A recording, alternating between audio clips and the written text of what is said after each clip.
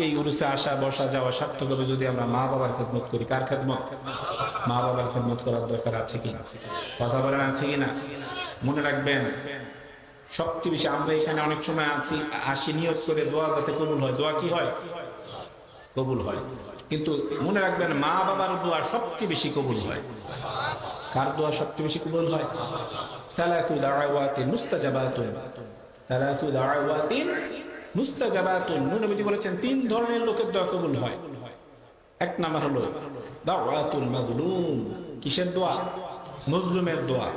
ওয়াত্তাকি দাওয়াতাল মাজলুম ফাইন্নাহা লাইসা বাইনাহা ওয়া বাইনাল্লাহি হিজাব। যারা বলে নাউযুবিল্লাহ।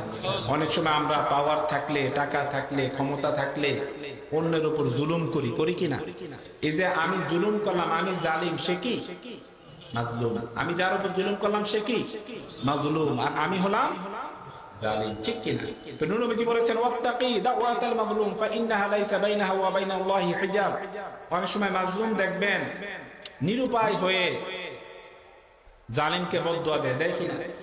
তো নবীজি বলেছেন তোমরা মাজলুমের বদদুয়াকে ভয় করো, কারণ মাজলুমের বদদুয়ার মধ্যে এবং আল্লাহর মধ্যে কোনো হিজাব, কোনো পর্দা নাই। মাজলুমের বদদুয়াটা ডাইরেক্ট আল্লাহর কাছে গিয়ে লেগে যায়। সেজন্য সাবধান, কারো উপর জুলুম করা, কথা বলেন, কারো উপর জুলুম করা যাবে না। আপনার ক্ষমতার বলে যদি আপনি কারো উপর জুলুম করেন, সে যদি বদদুয়া দেয় এটা সাথে সাথে লেগে যাবে। নবীজি বলেছেন তো মজলুমের বদদুয়া এটার থেকে নবীজি কি বলেছেন? তোমরা দূরে থাকো, ভয় পাও। মজলুমের বদদুয়াকে তোমরা ভয় পাও। ওয়া দাওয়াতুল মুসাফির, মুসাফিরের দোয়া আল্লাহ কবুল করে। কার দোয়া? তিন নাম্বার ওয়া দাওয়াতুল ওয়ালিদি আলা ওয়ালাদিহি, ওয়া দাওয়াতুল ওয়ালিদি আলা ওয়ালাদিহি। নবীজি বলেছেন মা বাবার দোয়া সন্তানের জন্য সবচেয়ে বেশি কবুল হয়। আগে মা বাবা নাকি পীর সাহেব? জোরে বলেন, আগে মা বাবা নাকি পীর সাহেব? মা বাবা। আগে মা বাবা নাকি আলেম সাহেব? আগে মা বাবা নাকি মুফতি সাহেব? আগে মা বাবা নাকি মুফাসসির সাহেব? আগে মা বাবা নাকি হাফেজ সাহেব? আগে মা বাবা নাকি মুর্শিদ? কে আগে? মা বাবা। মা বাবাকে খেদমত করে, মা বাবাকে খুশি রেখে সুযোগ পেলে আপনি পীরের কাছে আসবেন। মা বাবাকে খুশি রেখে মা বাবার খেদমত করার পর সুযোগ পেলে আপনি আল্লাহর ওলির দরবারে আসবেন। সবচেয়ে বেশি প্রায়োরিটি দিতে হবে কাদেরকে? মা বাবাকে। আর মা বাবার দোয়া নবীজি বলেছেন সন্তানের জন্য সবচেয়ে বেশি কবুল হয়। সন্তানের জন্য সবচেয়ে বেশি কবুল হয় মা বাবার দোয়া। জোরে বলেন সুবহানাল্লাহ। সেজন্য আমরা মা বাবার খেদমত করতে চাই কি না? ওয়া ওয়াসাইনাল ইনসানা বিওয়ালিদাইহি হামালাতহু উম্মুহু ওয়াহনান আলা ওয়াহনিন ওয়া ফিসালুহু ফি আমাইন আন ইশকুর লি ওয়ালিদাইক। ঠিক কি?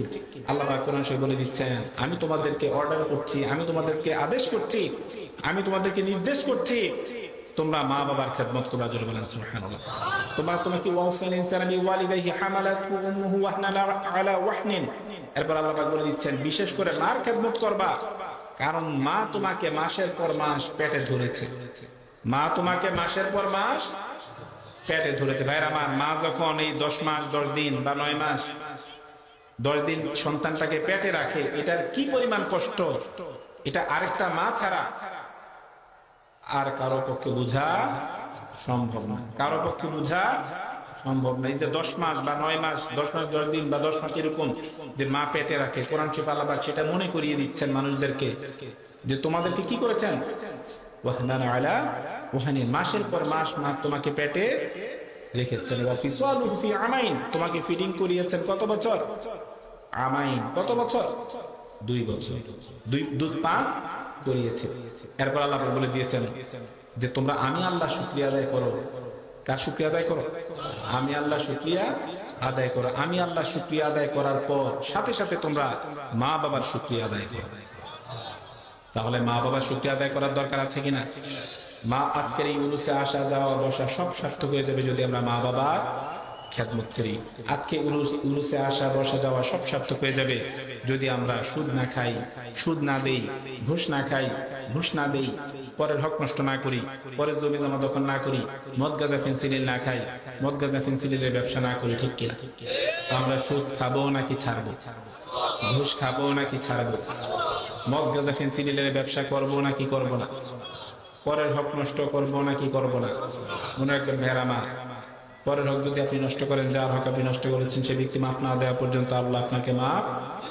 ইয়া আইয়ুহান নাসু কুলু মিম্মা ফিল আরদি হালালান তাইয়্যিবা ওয়া লা তাত্তাবিউ খুতুওয়াতিশ শাইতান ইন্নাহু লাকুম আদুউম মুবিন। কোরআন শরীফে আল্লাহ পাক বলে দিচ্ছেন তোমরা হালাল খাও। কি খাও? আল্লাহ পাক ডেকে বলে দিচ্ছেন যে তোমরা কি খাও। আমাদেরকে ডেকে আল্লাহ পাক কি বলেছেন? তোমরা হালাল খাও, তোমরা হালাল খাও। আর যারা হারাম খায় ওয়ালা তাত্তাবিউ খুতুওয়াতিশ শাইতান, হারাম খেলে বুঝা গেল এবং শয়তানের অনুসরণ করো না, শয়তানের আনুগত্য করো না, শয়তানের গোলামি করো না, আল্লাহ পাক বলে দিচ্ছেন। অর্থাৎ বুঝা গেল যারা হারাম খায় তারা শয়তানের গোলামি করছে। নাউজুবিল্লাহ বলেন। যারা হারাম খায়, সুদ খায়, ঘুষ খায়, পরের হক খায়, মদ গাঁজা ফেন্সিডিল খায়, মদ গাঁজা ফেন্সিডিলের ব্যবসা করে, তারা শয়তানের আনুগত্য করছে, শয়তানের গোলামি করছে, শয়তানের অনুসরণ করছে। জোরে বলেন নাউজুবিল্লাহ। আমরা কি শয়তানের অনুসরণ করতে চাই? কথা বলেন, আমরা কি শয়তানের গোলামি করতে চাই?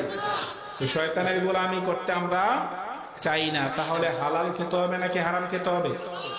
হারাম খাওয়া মানে শয়তানের গোলামি করা, হারাম খাওয়া মানে শয়তানের আনুগত্য করা। জোরে বলেন নাউজুবিল্লাহ।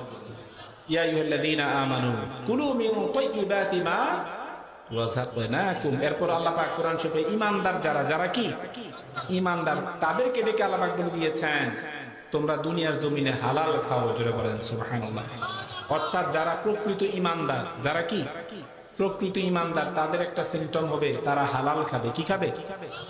হালাল খাবে, হারাম খাবে না। আল্লাহ পাক যারা ঈমানদার তাদেরকে ডেকে আল্লাহ পাক বলে দিয়েছেন তোমরা দুনিয়ার জমিনে হালাল খাও। তাহলে যারা পরিপূর্ণ ঈমানদার তারা কি হালাল খাবে নাকি হারাম খাবে? হালাল খাবে। আর যারা হারাম খায়, সুদ খায়, ঘুষ খায়, পরের হক খায়, মদ গাঁজা ফেন্সিডিল খায়, বোঝা গেল তারা পরিপূর্ণ ঈমানদার হতে পারে না। আল্লাহ যাতে আমাদের সবাইকে 5 ওয়াক্ত নামাজ পড়ার তৌফিক দান করে। আল্লাহ যাতে আমাদের সবাইকে 5 ওয়াক্ত নামাজ পড়ার তৌফিক দান করে। আল্লাহ যাতে আমাদের সবাইকে 5 ওয়াক্ত নামাজ পড়ার তৌফিক দান করে। আল্লাহ যাতে আমাদের সবাইকে মা বাবার খেদমত করার তৌফিক দান করে। আল্লাহ যাতে আমাদের সবাইকে মা বাবার খেদমত করার তৌফিক দান করে। আল্লাহ যাতে আমাদের সবাইকে মা বাবার খেদমত করার তৌফিক দান করে। আল্লাহ যাতে আমাদের সবাইকে হালাল রুজি রোজগার করার তৌফিক দান করে। আল্লাহ যাতে আমাদের সবাইকে হালাল রুজি রোজগার করার তৌফিক দান করে। আল্লাহ যাতে আমাদের সবাইকে হালাল রুজি রোজগার করার তৌফিক দান করে। যারা সুদ খায়, যারা সুদ দেয়, যারা ঘুষ খায়, যারা ঘুষ দেয়, যারা পরের হক মেরে মেরে খায়, যারা মদ গাঁজা ফেন্সিডিল খায়, যারা মদ গাঁজা ফেন্সিডিলের ব্যবসা করে, আল্লাহ যাতে তাদের সবাইকে হেদায়েত দান করে। আমিন। আসসালামু আলাইকুম ওয়া রাহমাতুল্লাহি ওয়া বারাকাতুহু।